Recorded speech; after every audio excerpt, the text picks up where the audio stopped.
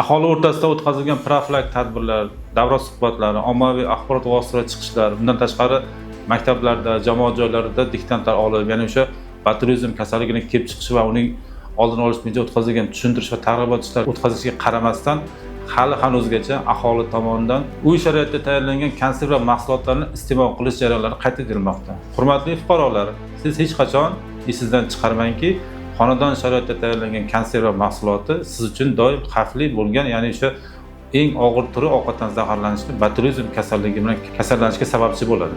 Ushbu mahsulotni iste'mol qilib, ushbu kasallikka chalingan bemorlarda dastlabki holatlarda, ya'ni o'sha 3 soatdan 6 soatgacha dastlabki o'tkir formasida, yashirin formasida 10 kungacha bo'lgan jarayonda bemorlarda yashirin holatda ketadi.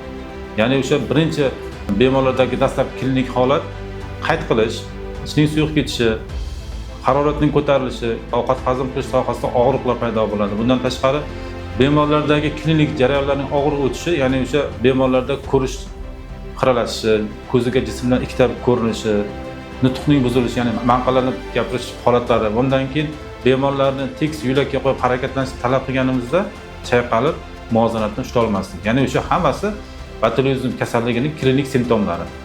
Ushbu holatlarda, aksariyat holatlarda fuqarolar o'zi bilgancha yondosh kasalliklari bilan chalg'ib, uy sharoitida har xil turdagi davo muolajalarni o'tkazishadi. Bu eng katta xatodir.